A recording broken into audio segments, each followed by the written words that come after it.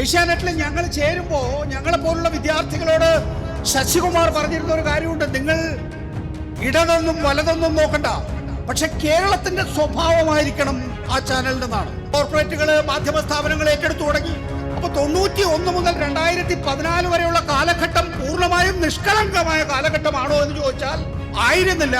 2014 ആയപ്പോഴേക്കും സ്ഥിതി പൂർണ്ണമായും വ്യത്യസ്തമായി. അങ്ങനെ എല്ലാ കോർപ്പറേറ്റുകളും ഒന്നും മാധ്യമ സ്ഥാപനങ്ങൾ നടത്തേണ്ടതില്ല. തന്റെ സുഹൃത്തുക്കളായിട്ടുള്ള കോർപ്പറേറ്റുകൾ മാത്രം മാധ്യമ സ്ഥാപനം നടത്തിയാൽ മതിയെന്ന്. മുഖ്യമന്ത്രിയായിരിക്കെ അരവിന്ദ് കെജ്രിവാളിനെ തിഹാർ ജയിലിൽ പിടിച്ചിടുകയാണ്. അങ്ങനെ ശബ്ദിക്കാൻ തയ്യാറല്ലാത്ത സാഹചര്യത്തിൽ ഇവിടെ നവമാധ്യമങ്ങൾ എന്ന് വിളിക്കുന്ന ഡിജിറ്റൽ മാധ്യമങ്ങൾ രംഗത്ത് വരികയാണ്. അപ്പൊ സാമ്പിളിന് ഒരു CPM അംഗമായിട്ടുള്ള പ്രബീർ ഫുർഖാസിനെ പിടിച്ച് തിഹാർ ജയിലിലേക്ക് ഇടുകയാണ്. പ്രണോയ് റോയിയെ മാനസികമായ സംഘർഷത്തിലാക്കാൻ ഒറ്റ വഴിയേ ഉള്ളൂ. അദ്ദേഹം വിമാനത്തിൽ കയറി എന്ന് ഉറപ്പുവരുത്തുമ്പോ ആ വിമാനത്തിൽ മറ്റു യാത്രക്കാരുടെ മുമ്പിൽ വെച്ച് അദ്ദേഹത്തെ വലിച്ചിഴച്ച് പുറത്തേക്ക് കൊണ്ടുവരിക. 91 നവ ഉദാരവൽക്കരണം ഈ രാജ്യത്ത് നടപ്പാക്കിയത് മുതൽ മാധ്യമങ്ങൾ എന്ന് പറയുന്നത് കോർപ്പറേറ്റ് കോൺഗ്ലോമറേറ്റിന്റെ ഭാഗമായി മാറിക്കഴിഞ്ഞിരുന്നു. 90കൾക്കൊരു പ്രത്യേകതയുണ്ട്. ഈ 90കളിലാണ് ടെലിവിഷൻ രംഗം ഇന്ത്യയിൽ നല്ല രീതിയിൽ സ്വാധീനം ചെലുത്തിയത്. നേരത്തെ ബ്രിട്ടാസ് ചൂണ്ടിക്കാണിച്ച ഡോക്ടർ പ്രണോയ് റോയിയുടെ നേതൃത്വത്തിലുള്ള ആദ്യം ഒരു ടെലിവിഷൻ പരിപാടികൾ അവതരിപ്പിക്കുന്ന കമ്പനിയും പിന്നീട് ഒരു ടെലിവിഷൻ ചാനൽ തന്നെയും ഞങ്ങളെപ്പോലുള്ള വിദ്യാർത്ഥികളെ വല്ലാത്ത രീതിയിൽ ആകർഷിക്കുകയുണ്ടായി. ഞാൻ 1996 എൻ്റെ വിദ്യാഭ്യാസം പൂർത്തിയാക്കുന്നത്.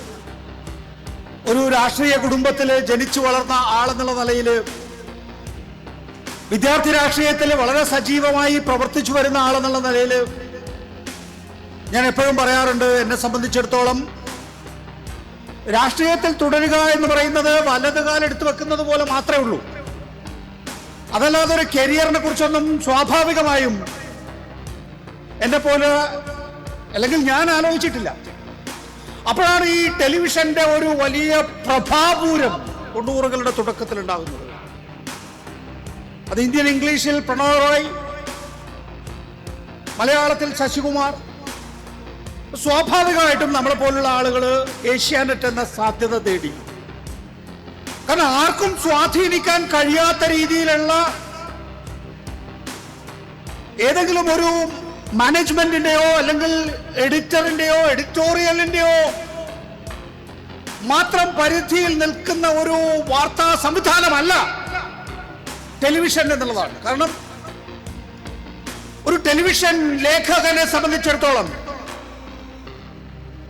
അയാള് ആക്ഷൻ സ്പോട്ടിൽ നിന്നുകൊണ്ട് പറയുന്ന കാര്യങ്ങൾ അയാളുടെ നെഞ്ചിൽ ചേർത്ത് വെച്ച മൈക്കിലൂടെ പറയുന്ന സത്യങ്ങൾ അതെങ്ങനെയാണ് സ്റ്റുഡിയോയിലിരിക്കുന്ന ഒരു എഡിറ്റർക്ക് നിയന്ത്രിക്കാനാവുക? മറ്റെവിടെയോ തൂങ്ങി പിടിച്ചു നിൽക്കുന്ന ഒരു മാനേജ്മെന്റിന് എങ്ങനെയാണ് അത് കൈകാര്യം ചെയ്യാനാവുക എന്നുള്ള ചോദ്യം നമ്മളെ പോലുള്ള നിഷ്പക്ഷ മാധ്യമ പ്രവർത്തനം ഈ രാജ്യത്ത് തുടരേണ്ടതിന്റെ ആവശ്യകതയെക്കുറിച്ച് ചിന്തിക്കുന്ന വിദ്യാർത്ഥികൾ സ്വാഭാവികമായിട്ടും അതുകൊണ്ട് തന്നെ ഒരുപക്ഷെ അച്ചടി മാധ്യമത്തെ, ഒരുപക്ഷെ റേഡിയോ മാധ്യമത്തെ മാനേജ്മെന്റുകൾക്ക് നിയന്ത്രിക്കാനാകുമെങ്കിലേ ടെലിവിഷൻ മാധ്യമങ്ങളെ അങ്ങനെ നിയന്ത്രിക്കാൻ കഴിയില്ല എന്ന് ഉറച്ചു വിശ്വസിച്ചു. പ്രത്യേകിച്ച് ഈ പ്രണോയ് റോയുടെയും ശശികുമാറിന്റെയും ഒക്കെ നേതൃത്വം എന്ന് പറയുന്നത് അവർക്ക് ഇപ്പൊ ഏഷ്യാനെറ്റിൽ ഞങ്ങൾ ചേരുമ്പോ ഞങ്ങളെ പോലുള്ള വിദ്യാർത്ഥികളോട് ശശികുമാർ പറഞ്ഞിരുന്ന ഒരു കാര്യമുണ്ട്. നിങ്ങൾ ഇടതൊന്നും വലതൊന്നും നോക്കണ്ട, പക്ഷെ കേരളത്തിന്റെ സ്വഭാവമായിരിക്കണം ആ ചാനലിൻ്റെതാണ് എന്ന് പറയുമ്പോൾ കേരളത്തിന്റെ സ്വഭാവം ശശികുമാർ വിവക്ഷിച്ചത് ഇടതുപക്ഷ സ്വഭാവം എന്ന നിലയിലാണ്. അതുകൊണ്ട് ഏഷ്യാനെറ്റ് ഒരു ഇടതുപക്ഷ സ്വഭാവമുള്ള ചാനൽ എന്നുള്ള നിലയിലേക്ക് വന്നു പിന്നീട്. അല്ലെങ്കിൽ അതിനെ ആ രീതിയിലുള്ള ഒരു ബ്രാൻഡിങ് നൽകി പിന്നീട്. ഇത് നീതിയുക്തമായിട്ടുള്ള ഒരു മാധ്യമ ലോകമായിരുന്നു അത്. ഇതേ കാലഘട്ടത്തിൽ തന്നെ സമാന്തരമായ, അതായത് ടെലിവിഷന്റെ വലിയ പ്രഭാപൂരം ഇങ്ങനെ നിറഞ്ഞാടുന്ന ഘട്ടത്തിൽ തന്നെയാണ് നവ ഉദാരവൽക്കരണത്തിലൂടെ കോർപ്പറേറ്റുകൾ മാധ്യമ സ്ഥാപനങ്ങളെ ഏറ്റെടുത്തു തുടങ്ങിയത്. എന്തിനാ കോർപ്പറേറ്റുകൾക്ക് മാധ്യമ സ്ഥാപനങ്ങൾ?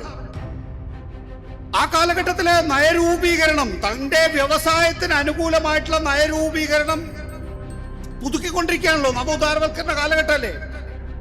ഗവൺമെന്റിന്റെ അടുത്തേക്ക്, ഭരണകൂടത്തിന്റെ അടുത്തേക്ക് നിങ്ങൾക്ക് ചെന്നെത്തണമെങ്കിൽ ഒരു മാധ്യമ സ്ഥാപനം ആവശ്യമായിരുന്നു. ആ കാലഘട്ടത്തിന്റെ മാധ്യമ സ്ഥാപനം എന്ന് പറയുന്നത് ടെലിവിഷൻ മാധ്യമങ്ങളായിരുന്നു. അതുകൊണ്ട് കോർപ്പറേറ്റുകൾ മാധ്യമ സ്ഥാപനങ്ങൾ ഏറ്റെടുത്തു തുടങ്ങി. അപ്പൊ 91 മുതൽ 2014 വരെയുള്ള കാലഘട്ടം പൂർണ്ണമായും നിഷ്കളങ്കമായ കാലഘട്ടമാണോ എന്ന് ചോദിച്ചാൽ ആയിരുന്നില്ല.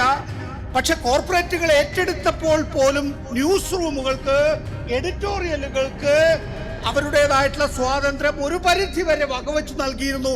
ആ വകവെച്ച് നൽകുന്നതാണ് നമ്മളെപ്പോലുള്ള വിദ്യാർത്ഥികളുടെ, പുതിയ ടെലിവിഷൻ പ്രവർത്തകരുടെ കണ്ണിൽ എന്തോ സ്വതന്ത്ര മാധ്യമ പ്രവർത്തനം ഇവിടെ നാട്ടിൽ വലിയ തോതിൽ വേരുപിടിക്കുകയാണ് എന്ന തോന്നലുണ്ടാക്കിയത്. ഇപ്പൊ കോർപ്പറേറ്റുകൾ ഏറ്റെടുത്തു. എല്ലാ കോർപ്പറേറ്റുകൾക്കും ഒരു മാധ്യമ സ്ഥാപനം എന്നുള്ള നില വന്നു. നിലവിലുള്ള മാധ്യമ സ്ഥാപനങ്ങൾ ഏറ്റെടുത്തു. അതുപോലെ തന്നെ പുതിയ മാധ്യമങ്ങൾ അവര് ആരംഭിച്ചു. പുതിയ മാധ്യമങ്ങൾ കോർപ്പറേറ്റുകൾ ആരംഭിക്കുമ്പോൾ നിലവിലുള്ള മാധ്യമങ്ങളെ സംബന്ധിച്ചിടത്തോളം ഇതിനൊപ്പം കളം പിടിക്കാൻ വേണ്ടി കോർപ്പറേറ്റുകളുടെ മൂലധന നിക്ഷേപത്തിന്റെ അത്ര തന്നെ മൂലധന നിക്ഷേപം നടത്തേണ്ടി വന്നു. അപ്പൊ സ്വാഭാവികമായിട്ടും അവർക്ക് രംഗത്ത് തുടരാൻ കഴിയാത്ത സാഹചര്യം ഉണ്ടായി. മത്സരിക്കുന്നതിന് വേണ്ടി അവരും കോർപ്പറേറ്റ് പങ്കാളിത്തം തേടി, അല്ലെങ്കിൽ കോർപ്പറേറ്റുകൾക്ക് വിറ്റൊഴിഞ്ഞു പോയി. 2014 ആയപ്പോഴേക്കും സ്ഥിതി പൂർണ്ണമായും വ്യത്യസ്തമായി. അങ്ങനെ എല്ലാ കോർപ്പറേറ്റുകളും ഒന്നും മാധ്യമ സ്ഥാപനങ്ങൾ നടത്തേണ്ടതില്ല. തൻ്റെ സുഹൃത്തുക്കളായിട്ടുള്ള കോർപ്പറേറ്റുകൾ മാത്രം മാധ്യമ സ്ഥാപനം നടത്തിയാൽ മതിയെന്ന്. ഇന്ത്യയില് 1,20,000-ഓളം മാധ്യമങ്ങളുണ്ട്, 22,000 വർത്തമാന പത്രങ്ങളുണ്ട്, 900-ലധികം ടെലിവിഷൻ ചാനലുകളുണ്ട്, 300-ലധികം വാർത്താ ചാനലുകളുണ്ട്, 800-ലധികം റേഡിയോ സ്റ്റേഷനുകളുണ്ട്. അങ്ങനെയുള്ള വൈവിധ്യമാർന്ന ഒരു മാധ്യമ ലോകത്തെ ഏകധാരയിലേക്ക് കൊണ്ടുവരാനാണ് 2014 അധികാരമേറ്റ നരേന്ദ്രമോദിക്ക് കഴിഞ്ഞത്. ഇന്നിപ്പോ 2026 12 വർഷം പിന്നിടുമ്പോ ഇന്ത്യയിലെ സ്വതന്ത്ര മാധ്യമ പ്രവർത്തനം പൂർണ്ണമായും അപ്രസക്തമായി എന്നുള്ളതാണ് നമ്മൾ കാണുന്ന കാഴ്ച. അപ്പോ അദാനി, അത് നേരത്തെ 2 ഉദാഹരണങ്ങളിലൂടെ ബ്രിട്ടാസ് ചൂണ്ടിക്കാണിച്ചു. ഒന്ന് പ്രബീർ പുർക്കായസ്തയുടെ ഉദാഹരണം, 2 പ്രണോയ് റോയുടെ ഉദാഹരണം. പ്രബീർ പുർക്കായസ്തയുടെ ഉദാഹരണം എന്ന് പറയുന്നത്, നമ്മൾ ഈ മാധ്യമ പ്രവർത്തനത്തിനെതിരായിട്ടുള്ള നരേന്ദ്രമോദി സർക്കാരിന്റെ കടിഞ്ഞാണ് എന്ന നിലയിൽ മാത്രം വിലയിരുത്തിയാൽ പോരാ. പ്രബീർ പുർക്കായസ്തയെ 2024 ലോക്സഭാ തെരഞ്ഞെടുപ്പിന് തൊട്ടു മുമ്പാണ് പിടിച്ചുകൊണ്ട് പോകുന്നത്. ഹിന്ദി ഭാഷയിൽ രാഷ്ട്രീയം സംസാരിക്കാൻ കഴിയുന്ന നരേന്ദ്രമോദി കഴിഞ്ഞാലുള്ള ഏറ്റവും പ്രമുഖനായിട്ടുള്ള വ്യക്തി. അരവിന്ദ് കെജ്രിവാളിനെ പിടിച്ചുകൊണ്ട് പോയില്ലേ? മുഖ്യമന്ത്രി ആയിരിക്കെ മാധ്യമ പ്രവർത്തകൻ എന്ത് വാല്യൂ? മുഖ്യമന്ത്രി ആയിരിക്കെ അരവിന്ദ് കെജ്രിവാളിനെ തിഹാർ ജയിലിൽ പിടിച്ചിടുകയാണ്. എന്താ ഇപ്പോ ആ കേസിന്റെ അവസ്ഥ? ഒരു മുഖ്യമന്ത്രിയെ, നേരത്തെ പ്രണോയ് റോയ് പറഞ്ഞ കാര്യം പറഞ്ഞല്ലോ. എനിക്ക് വേണ്ടി ഡൽഹി പ്രസ് ക്ലബിലെ 1-2 മാധ്യമ പ്രവർത്തകർ ഒഴിച്ച് വേറെ ആരും ഒപ്പം ഉണ്ടായിരുന്നില്ല എന്ന്.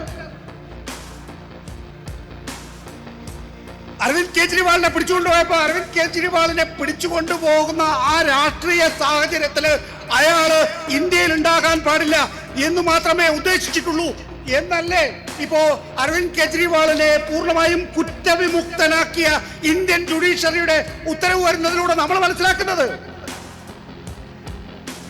പ്രബീർ പുർക്കായസ്തയെ സംബന്ധിച്ചിടത്തോളം 2024 മുഖ്യധാരാ മാധ്യമങ്ങള് ആരും നരേന്ദ്രമോദിക്കെതിരെ, സംഘപരിവാറിനെതിരെ ശബ്ദിക്കാൻ തയ്യാറല്ല.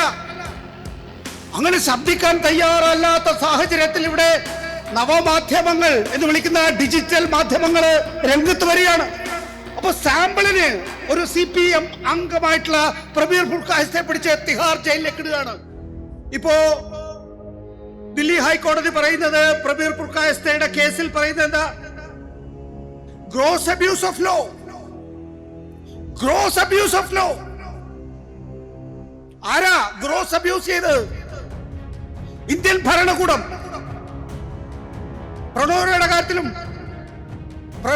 കാര്യത്തില് പ്രണോയെ വിമാനത്തിൽ കയറുന്നത് വരെ കാത്തിരുന്നു. അതിനൊരു നാടകീയത വേണമല്ലോ. പ്രണോയും ഭാര്യയും വിമാനത്തിൽ കയറുന്നത് വരെ കാത്തുന്നു. നിങ്ങൾക്ക് ചില ഈ മാന്യന്മാരെ അപമാനിക്കാൻ ചില പ്രത്യേക മാർഗങ്ങളുണ്ട്. പ്രണോയ് ഒരു 100% മാന്യനായ ആളാണ്. ഇപ്പോ ബ്രിട്ടാസ് വന്ന് പറഞ്ഞല്ലോ, എനിക്ക് അപമാനം തോന്നി എന്നെ മാധ്യമ പ്രവർത്തകൻ എന്ന് വിശേഷിപ്പിച്ചപ്പോന്നു. പ്രണോയ് റോയിയെ സംബന്ധിച്ചിടത്തോളം പ്രണോയ് റോയ്ക്ക് ഈ മാധ്യമ പ്രവർത്തകന്റെ റോളിൽ ഇരുന്നുകൊണ്ട് തന്നെ മാന്യമായ പ്രവർത്തനം മാത്രമേ ജീവിതം മുഴുവൻ ചെയ്യാൻ സാധിച്ചിട്ടുള്ളൂ. പെരുമാറ്റത്തില്, അദ്ദേഹം നടത്തിയിട്ടുള്ള മാധ്യമ പ്രവർത്തനത്തില് നമുക്ക് എവിടെയെങ്കിലും ഒരു കരട് കാണാൻ കഴിയില്ല. നമ്മളൊക്കെ മാധ്യമ പ്രവർത്തനം, നമ്മളൊക്കെ പല ആളുകളോടും ചിലപ്പോ അറിഞ്ഞോ അറിയാതെയോ ഒക്കെ അമാന്യമായി പെരുമാറിപ്പോയിട്ടുണ്ടാവും. പക്ഷെ പ്രണോയുടെ കാര്യത്തിനകത്ത് അങ്ങനെ ഒരു അമാന്യമായി അദ്ദേഹം എവിടെയെങ്കിലും പെരുമാറി എന്ന് തോന്നിപ്പിക്കുന്ന ഒരു സെക്കൻഡ് വിഷ്വൽ പോലും നമുക്ക് ഈ 90-കൾ മുതൽ അദ്ദേഹം രംഗമൊഴിഞ്ഞ 2024 വരെയുള്ള കാലഘട്ടത്തിൽ കാണാൻ കഴിയില്ല. അപ്പോ പ്രണോയ് റോയിയെ മാനസികമായ സംഘർഷത്തിലാക്കാൻ ഒറ്റ വഴിയേ ഉള്ളൂ. അദ്ദേഹം വിമാനത്തിൽ കയറി എന്ന് ഉറപ്പുവരുത്തുമ്പോ ആ വിമാനത്തിൽ മറ്റു യാത്രക്കാരുടെ മുമ്പിൽ വെച്ച് അദ്ദേഹത്തെ വലിച്ചിഴച്ച് പുറത്തേക്ക് കൊണ്ടുവരിക. അവിടെയാണ് പ്രണോയ് റോയ് തീരുമാനിക്കുന്നത് താൻ അംബാനിക്ക് ജാമ്യം വെച്ചിരുന്ന ഷെയർ അദാനിക്ക് ഹോസ്റ്റൽ ടേക്ക് ഓവറിലൂടെ ഭരണകൂടം കൈമാറുമ്പോ മിണ്ടാതിരിക്കുന്നതാണ് നല്ലത്, ഇല്ലെങ്കിൽ എന്നെ തിഹാറിലേക്ക് വലിച്ചിഴച്ചു കൊണ്ടുപോകുമെന്ന്. ഇപ്പോ ബ്രിട്ടാസ് വിട്ടുപോയ ഒരു കാര്യം കൂടി ഞാൻ പറയാം. പ്രണോയ് റോയിയെ കുറ്റവിമുക്തനാക്കി എന്നുള്ളതല്ല, കുറ്റവിമുക്തനാക്കുമ്പോ ഏതൊക്കെ ഏജൻസിയാണോ പ്രണോയ് റോയിയെ കുറ്റക്കാരനായി 7 വർഷം കൊണ്ടുനടന്നത് അവർക്കൊക്കെ പിഴ ശിക്ഷ വിധിച്ചുകൊണ്ടാണ് പ്രണോയ് റോയിയെ മോചിതനാക്കിയിരിക്കുന്നത് എന്നുള്ളതാണ്.